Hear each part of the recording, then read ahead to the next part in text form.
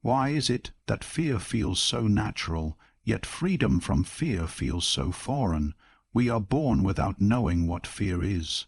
A child reaches toward the flame not because they are reckless, but because they have not yet learned the language of danger. Then life begins to teach us through pain, through warning, through shame, and slowly we construct invisible walls around ourselves. We tell ourselves they are for safety, but in truth they often become our prison. And here's the quiet tragedy. Nobody really sits us down to explain how to live without fear. We are warned against it, lectured about it, told to be brave, but never shown the anatomy of fear, never taught how to strip it of its power. Today, I want to take you on a journey not to make you fearless, but to help you live fully without letting fear dictate the boundaries of your existence. Fear is a strange companion. It follows us like a silent presence, whispering warnings in moments when nothing is actually threatening us. We feel its weight in the chest, the quickening of the heart, the tightness in the breath, as if some invisible predator is near. Yet so often, when we turn and look directly at it, we discover that it is not the towering monster our imagination has painted, but a shadow, and a shadow has no substance of its own. It exists only because something brighter stands behind us. That light is our awareness, and with awareness, fear begins to lose the shape it has borrowed from our unexamined thoughts. The trouble is, we rarely stop to examine it. Fear is convincing because it dresses itself in the clothing of reality. It whispers, "They will laugh at you," and your body reacts as though the laughter has already begun. It says, "You will fail," and the sting of shame arrives before anything has even happened. This is the curious cruelty of fear. It steals the peace of the present moment and replaces it with the pain of a future that has not yet unfolded. The mind, ever creative, constructs elaborate scenes of disaster and humiliation, and the body responds as if these imagined scenes were unfolding in front of us. Public speaking is one of the clearest examples of this. Time and again, studies reveal that for many people, the fear of speaking to a crowd outranks the fear of death itself. Why? Because our sense of self-worth is so often tangled in the eyes of others. The idea of standing exposed, vulnerable, with dozens or hundreds of people judging our words, our tone, our appearance, feels like standing under a spotlight in an unforgiving court. Yet if we stop and examine it, there is no physical danger here. The fear is not of the speaking itself, the movement of air through the vocal cords, but of the imagined consequences that might follow. Ridicule, rejection, the lowering of our value in the minds of others. I recall a friend who, for years, refused to give presentations at work. She would find ways to delegate, to hide, to quietly avoid any task that required her to speak before a group. To her colleagues, it seemed like a quirk. To her, it was a deeply rooted fear that stirred up shame and self-doubt every time her name appeared on the meeting schedule. One day, she decided she could no longer allow this avoidance to dictate the direction of her career. So she sat with the fear and asked herself, "What exactly am I afraid will happen?" It was not the act of speaking itself, she realized, but the possibility that someone in the audience would think she was not intelligent. It was the imagined moment of a raised eyebrow, a stifled smirk, or a dismissive thought in another's mind. Once she named it, the fear began to shift. She saw that she had been giving extraordinary power to an assumption, the assumption that her worth depended on the approval of others. This, in turn, allowed her to address the fear directly. She prepared her presentations meticulously, not to silence her anxiety entirely, but to give herself the inner conviction that she was ready. She reframed her thinking. She was not there to prove her intelligence, but to share ideas. And slowly, What had once been a towering monster began to dissolve into something less formidable, something she could walk past without trembling. This is what happens when we bring fear into the light of awareness. We begin to see its proportions more clearly. We see that it often has no teeth, only the shadowy illusion of them. Fear, left unexamined, can loom larger than life. But fear that is seen for what it truly is begins to lose its authority. It cannot command us in the same way because we understand the trick it is playing, projecting a future hurt into the present moment and convincing us it is already here. It is not about erasing fear altogether. Such a goal is neither realistic nor desirable. Fear has its place in protecting us from genuine harm.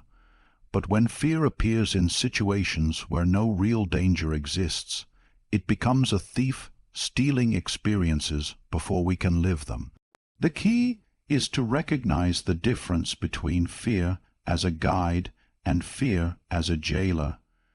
When we train ourselves to pause, to look directly at fear instead of shrinking from it, we often discover that it is nothing more than the echo of old wounds, past embarrassments, or cultural conditioning. The child who was laughed at in school may grow into an adult who trembles at the thought of speaking up, even though the classroom is long gone. The employee who once made a mistake in front of a superior may carry that moment for decades, letting it dictate every decision thereafter. These are shadows, lingering shapes cast by the light of awareness that we have not yet turned toward them. Living with this understanding is a practice. Each time fear arises, it offers an invitation. Will you believe the shadow, or will you turn toward the light? In answering that question again and again, we train the mind to see more clearly, and as clarity grows, fear loses the power to stop us. The shadow may still appear, it always will, but it no longer blocks the path ahead. Instead, it walks beside us, small and harmless, as we move toward what truly matters. Fear finds its richest soil in the unknown. The human mind, shaped by centuries of survival instincts, recoils when it cannot predict or control what lies ahead. In the absence of certainty, imagination rushes to fill the void, often with images of disaster rather than possibility. Yet here lies one of life's most overlooked paradoxes. Uncertainty is not an occasional visitor to our existence. It is the very fabric of life itself. From the moment we draw our first breath, nothing is guaranteed, not even the next. Every plan we make is written on water, subject to the currents of fate and the choices of countless others. The attempt to rid life of uncertainty is as futile as trying to still the wind with our hands. The only true mastery we can have is over our relationship with it. We have been conditioned to equate security with safety, to believe that the more predictable our days are, the more protected we are from harm. But this is an illusion. The safest harbors can become prisons if they keep us from ever setting sail. Centuries ago, explorers pushed wooden ships into waters that maps could not chart. They left behind the familiarity of their shores, the comforts of their routines, and ventured into a horizon that might have held nothing but endless sea.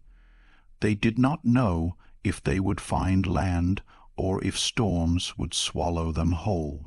And yet, without those voyages, entire continents would have remained hidden, and history itself would have taken a different course. The courage they possessed is not unique to their time. It is the same courage that still lives dormant in us. It only needs awakening. The landscapes we explore today may not be uncharted oceans, but they are no less uncertain. They might take the form of a career change, a move to a city where no one knows our name, or the decision to speak our truth when it risks the disapproval of those around us. The terrain is internal as much as external, and the journey into it demands the same willingness to let go of the shore. I remember a woman who came to me when she stood at a crossroads. For years she had worked in a stable, well-paying job, the kind of position many would cling to until retirement, but she felt as though life was passing her by while she sat in an office, slowly dimming. She dreamed of opening a small bakery, a place filled with the scent of fresh bread and the joy of creating something tangible. The idea lit her up, but so did the fear of leaving the security she had built. Every morning she woke with the same question burning inside her. What if I fail? For months that question kept her bound to the familiar. Eventually she realized that the real question was not what if I fail, but what if I never try? She chose to step into the uncertainty.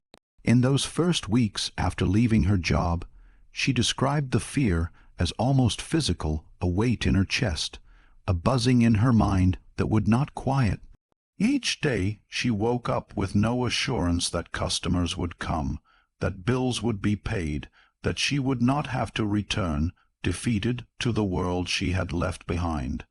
But as the weeks turned into months, she began to notice something unexpected. The fear did not crush her. Instead, she found herself growing stronger under its pressure. The unknown stopped feeling like an enemy and began to resemble a vast, open field she could wander in, discovering possibilities she had never imagined. I realized, she told me, that uncertainty is not the enemy, it's the adventure. There is a strange freedom in befriending uncertainty. When we stop demanding guarantees, we stop living as though the only acceptable path is the one without risk. We open ourselves to serendipity, to the unforeseen beauty that can only arrive when life is allowed to surprise us. The truth is that our obsession with control often robs us of the very experiences that give life its richness. A perfectly controlled life is a stagnant one, and stagnation, though it may feel safe, is a slow death of the spirit. This is not to say that uncertainty is without discomfort. The mind will still seek to map out every possible outcome, to scan for danger, to find patterns it can trust. But if we can meet this discomfort without trying to erase it, if we can allow it to sit beside us without handing it the reins, it transforms. What once felt like chaos begins to feel like possibility. The unknown becomes a vast, unpainted canvas, and we are the ones holding the brush. The irony is that even the life we believe to be certain is not truly so. Jobs end, relationships shift, health changes. The security we cling to is often a fragile construct, one that can be swept away without warning, and when it is, we are thrown into the very uncertainty we tried to avoid, only now without the resilience that comes from facing it willingly. To befriend uncertainty before it forces itself upon us is to prepare ourselves for the inevitable changes life will bring. It is to say, I will not wait for the ground to crumble before I learn how to walk without it. When we embrace uncertainty, we begin to live more fully in the present. We stop trying to predict the future like a nervous fortune teller and start engaging with what is directly in front of us. We learn to savor moments without needing to know how they will end. We allow relationships to unfold without clinging to an imagined outcome. We take steps toward our dreams without demanding that every step be free of risk. This is the kind of living that brings color back into the world where curiosity replaces dread, and possibility outweighs the need for absolute safety. To befriend uncertainty is to recognize that it is not a void to be feared, but a space that life fills with its most profound moments. It is to acknowledge that control was never the point of this journey. The point was always to grow, to evolve, to keep walking even when the horizon disappears into the mist. Those who understand this walk differently. They do not need to see the whole road before taking the next step. They trust that, with each step, the path will reveal itself not because they can control it, but because they are willing to meet it. And perhaps that is the deepest secret, that life, in its truest form, was never meant to be lived with certainty.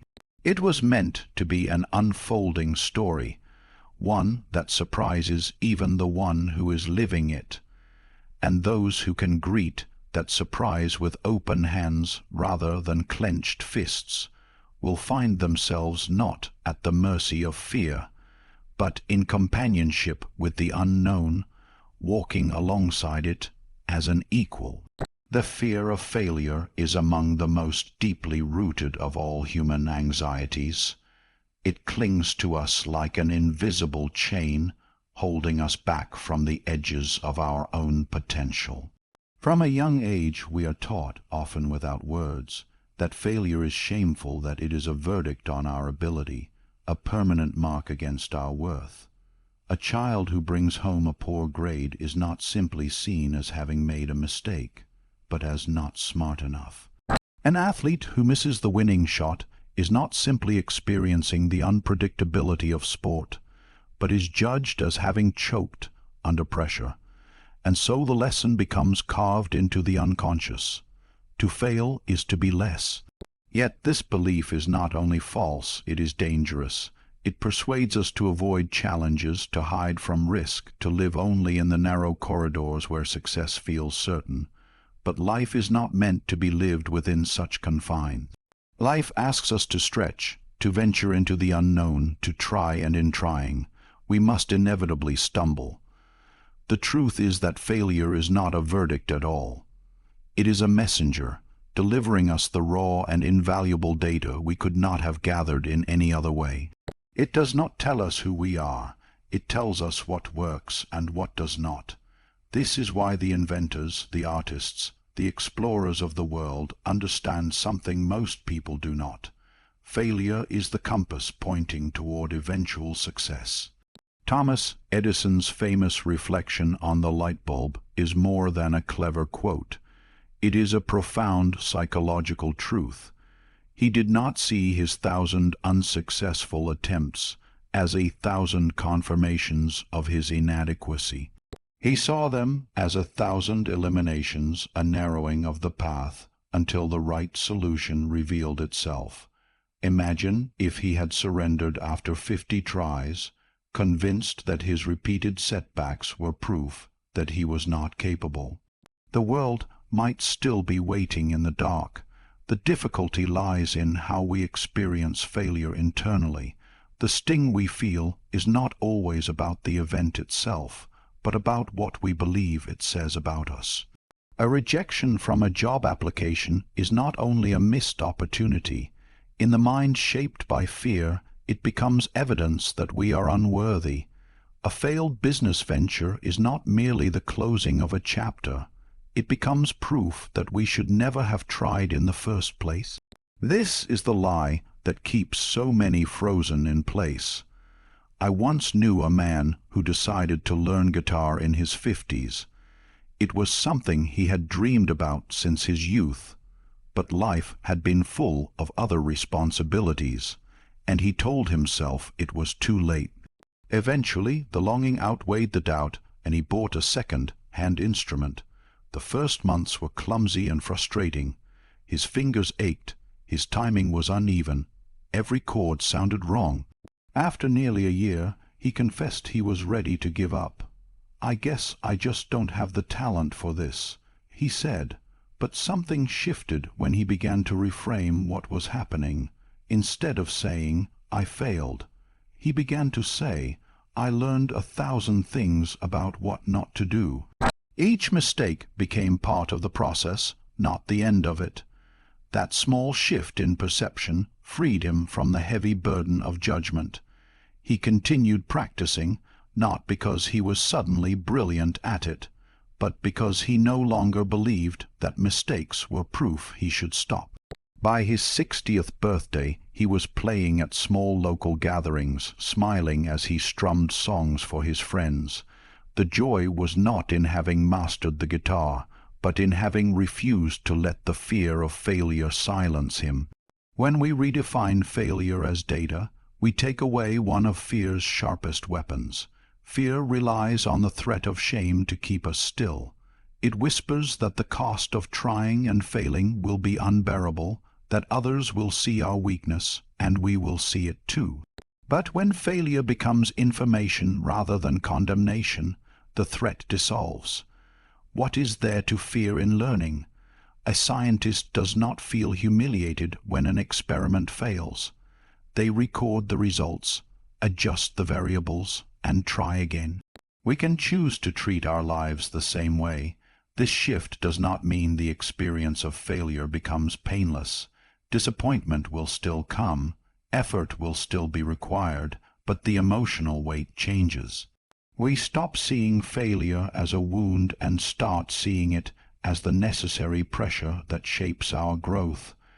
Without the resistance of setbacks, there is no strengthening of the spirit, no refinement of skill. A person who succeeds without failing has learned nothing about resilience, adaptability, or the depth of their own resolve. What we call failure is often the exact teacher we most need. It strips away illusions. It forces us to confront weaknesses we would rather avoid. It pushes us to innovate when old methods fail. It humbles us enough to ask for help. And it teaches us, above all, that we can survive the very thing we once thought would break us. There is a strange liberation in this. Once you have faced failure and lived through it, you no longer fear it in the same way. It becomes familiar, even instructive. You begin to see it not as an enemy at the gate, but as a mentor who is often rough but always honest. And in that relationship you discover something profound. The real danger is not in failing, but in refusing to act for fear of it. If we could unlearn the conditioning that tells us failure is a mark against our worth, we would open the door to far more courage. We would take the class we feel unqualified for, write the book we're not sure anyone will read, start the conversation we've been avoiding. We would measure our lives not by the absence of failure, but by the depth of the experiences we have gathered, experiences that inevitably will include both triumph and defeat. And perhaps that is the point. Failure is not the opposite of success. It is its companion walking beside it on the same road. To reject one is to reject the other. But to embrace both is to walk forward unafraid, collecting the data of our own journey, knowing that every misstep is also a step forward. And in that knowledge, fear finds less and less to hold on to, until it, too, becomes just another passing shadow. If you wished to run a marathon, you would not simply wake one morning, tie your shoes, and expect your body to carry you for 26 miles. You would prepare. You would stretch, strengthen, condition, and endure small distances before attempting great ones. In the same way, learning to live without being ruled by fear is not an act of sudden willpower. It is a practice. It requires daily training, an intentional shaping of the mind, so that when life's trials arrive, as they inevitably do, you are not paralyzed by them. Just as the body can be trained to endure pain and push beyond exhaustion, the mind can be conditioned to meet fear without collapsing under its weight. This necessity comes from the very architecture of the brain. We are descendants of those who survived by paying attention to danger. In the wilderness of our ancestors, the rustle in the grass might have been the wind, but it could also have been a predator. Those who ignored such signals often did not survive long enough to pass on their genes. Our nervous system, finely tuned over millennia, still treats uncertainty and threat with immediate vigilance. But the dangers of our modern world are often not predators in the grass. They are imagined failures, social rejection, the unknown outcomes of our choices. The same system that once saved us now, too often, holds us back. If we want to change our relationship with fear, we cannot simply hope it will fade. We must retrain the mind through deliberate, repeated action, just as an athlete trains the body. The exercises of the mind may not look like sprints or weightlifting, but they are no less demanding. Meditation, for instance, is the art of bringing the mind into stillness despite the noise around it. In those moments of stillness, you learn to observe thoughts without becoming them, to see fear arise without handing it the reins. Journaling is another form of training, a place to externalize the formless anxieties in your mind and examine them from a distance. Visualization, too, has power. By mentally rehearsing a challenge, you prepare your nervous system to face it when it arrives in reality. Consider the way soldiers are trained for combat. They do not go into their first mission with no preparation, hoping their courage will appear in the moment. They face controlled simulations designed to mimic the stress of real battle. Their bodies are pushed to the point of exhaustion so that they learn to function despite fatigue. Their minds are exposed to chaos so they can find clarity within it. When the true danger comes, it is not unfamiliar. They have met its likeness before. Fear still appears, but it no longer dominates them. The same principle applies to the fears of everyday life. You may never face combat, but you will face moments when your voice trembles, when your heart races, when your palms sweat. If you have never practiced meeting such moments, your instinct will be to flee. But if you have built your tolerance in smaller doses, the mind learns, I can survive this. You can begin by speaking up in a small meeting before delivering a major presentation. You can take small calculated risks introducing yourself to someone new, sharing a creative idea publicly before leaping into greater ones. Each time you stretch yourself, you are not merely performing the action. You are teaching your nervous system that fear is not fatal. Over time, this process transforms you. What once seemed impossible becomes routine. The first time you speak to a crowd, your hands may shake, your voice may falter. The 10th time, you may still feel the flutter in your chest, but you will carry on without being undone by it. This is the quiet victory of training, the realization that courage is not the absence of fear, but the ability to act in its presence. But training the mind requires consistency. Just as an athlete loses strength without regular practice, mental resilience fades if not maintained. It is not enough to have faced fear once and triumphed. The work must continue. Life will present new challenges, each with its own shape and intensity. The fear you have mastered in one arena may not be the same as the fear you meet in another. Your task is to keep building your capacity, to stay in the practice of leaning toward what unsettles you rather than shrinking away. Some will resist this work because it is uncomfortable, and indeed it is. There is no training without strain, no growth without some form of pain, but the discomfort is the very sign that you are strengthening the mind. The same muscle that aches after exercise is the one that will carry you farther tomorrow. The same heart that races when you take a risk will beat more steadily the next time. The greatest reward of this training is not simply the ability to face fear, but the freedom it gives you. When you know that you can endure discomfort, you stop structuring your life around avoiding it. You stop making choices from the smallness of self-protection and begin making them from the expansiveness of possibility. Opportunities that once seemed out of reach become doors you walk through without hesitation. And in those moments, you understand that the discipline you have built was never about erasing fear. It was about reclaiming the power that fear once held over you.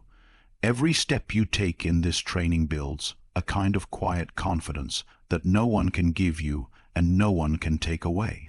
It is the knowledge deep in your bones that whatever challenge stands before you, you have prepared. And when the moment comes, you will not be meeting it for the first time. You will be meeting an old acquaintance in a new form, one you have faced before and will face again, always stronger than the last time. When your life is anchored in a purpose greater than yourself, fear loses its power. Fear thrives in the vacuum of uncertainty, where there is no higher meaning to steady your steps. But when you know what you stand for, when you are bound to something larger than your own survival, fear becomes a background noise rather than the force steering your life. It is like a storm battering a ship. With a strong anchor the waves may rage, but the ship holds steady because it is rooted to something immovable beneath the surface. We see this truth revealed most vividly in moments of urgency. Consider a parent who runs into a burning building to save their child. In that instant, there is no time to measure personal risk, no space for the mind to calculate the odds of survival. The love and duty they feel overrides every instinct to retreat. Fear becomes irrelevant, not because danger has disappeared, but because something greater eclipses it. The same can be said for activists who risk arrest, exile, or even their lives to defend a cause. They know the dangers well, but their commitment to justice, freedom, or dignity is so strong that it becomes the lens through which they see every decision. For them, fear is no longer the deciding voice, purpose is. But purpose need not always take the form of grand heroics. You do not need to save a life in a literal fire, or stand before a crowd shouting slogans for change. Sometimes the greater purpose you anchor yourself in is quiet, almost invisible to the outside world, yet just as potent in shaping your courage. Perhaps it is the choice to raise your children with love and wisdom, breaking a generational cycle of neglect or pain. Perhaps it is dedicating yourself to building something of value in your career, not for recognition, but because you want to leave behind a legacy of integrity and excellence. Or perhaps it is simply living each day in a way that inspires others, embodying kindness, resilience, and truth so fully that others are moved to rise above their own fears. When your why is clear, your how becomes far less daunting. Imagine a mountaineer facing the jagged climb to a summit. Without purpose, every rock face looks like a wall too steep, every gust of wind like a reason to turn back. But if they climb to honor a promise, to raise funds for a cause, or to fulfill a lifelong vision, the hardship transforms into fuel.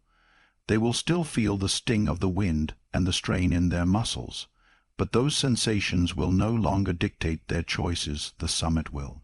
Likewise, in your own life, when you have a vision pulling you forward, the presence of fear does not vanish, but it becomes manageable, even strangely energizing.